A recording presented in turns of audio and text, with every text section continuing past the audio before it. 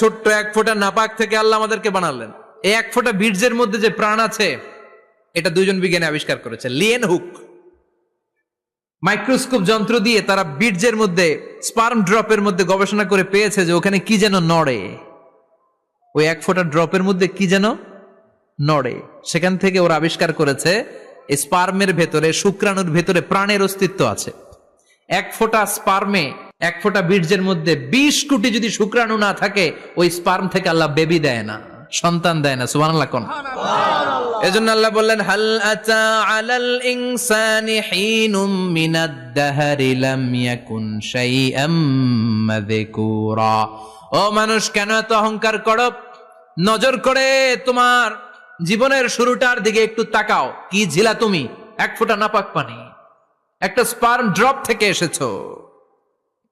ইয়াখরুজু মিন বাইনি সুলবি ওয়াত তারায়েব, বাবার পৃষ্ঠদেশ থেকে মায়ের গর্ভদেশের মধ্যে তোমাকে নিয়ে গেল কে? সেখান থেকে ফি যুলুমাতিন সালাস, 3টা প্যাকেট দিয়ে মায়ের পেটের মধ্যে তোমাকে প্রিজার্ভ করলো কে? আল্লাহ প্রত্যেকটা স্টেজ কোরআনে বলে দিয়েছেন। ফি যুলুমাতিন সালাস, 3টা অন্ধকার প্রকোষ্ঠে আল্লাহ আমাদেরকে প্রিজার্ভ করেছেন। মায়ের ভুলের একটা প্যাকেট, মায়ের জরায়ুর একটা প্যাকেট, আবার মায়ের পেটের একটা প্যাকেট। ওই প্যাকেটের ভিতরে পৃথিবীর কোন কবিরাজের কবিরাজি কাজে লাগছে? ডাক্তারের ডাক্তারি কোন কবিরাজ আম করে খাওয়াইছে? চিল্লায় বলেন, তিনি কে?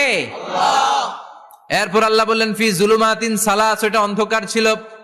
যেই টেম্পারেচারে রাখলে তুমি সুস্থ থাকবা, যেই টেম্পারেচারে রাখলে তুমি আস্তে আস্তে বড় হতে পারবা, সেখানে আমি রাখলাম। সেখান থেকে আমরা হয়ে গেলাম জিমেট, সেখান থেকে জাইগট, তারপরে ইমব্রয়ো, তারপরে ফেইটাস, ল্যাটার স্টেজ।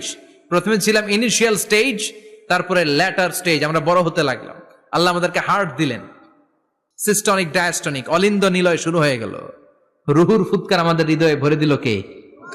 আল্লাহ আমাদেরকে স্কেলিটন দিলেন, কঙ্কাল, স্পাইনাল কর্ড দিলেন, আমাদের স্কাল দিলেন, মাথার খুলি দিলেন, লাঞ্চ দিলেন, ফুসফুস দিলেন, গল ব্লাডার দিলেন। যেখানে যেটা ঠিক যেমন ভাবে দেয়া দরকার মায়ের পেটে থাকতেই সেটা দিয়ে দিয়েছে কে? আল্লাহ। এরপর 8 মাস আমরা মায়ের পেটে মারে কষ্ট দিলাম। ওই মুহূর্তে আমার মা আমার জন্য যতটা কষ্ট করেছে, পৃথিবীর কেউ ওই খবর রাখে না। তোরে কোন ঠিক কিনা?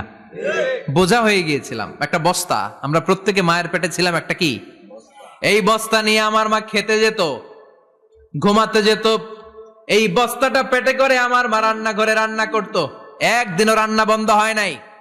এই বস্তাটা নিয়ে আমার মা টয়লেটে যেয়ে বসতে পারতো না।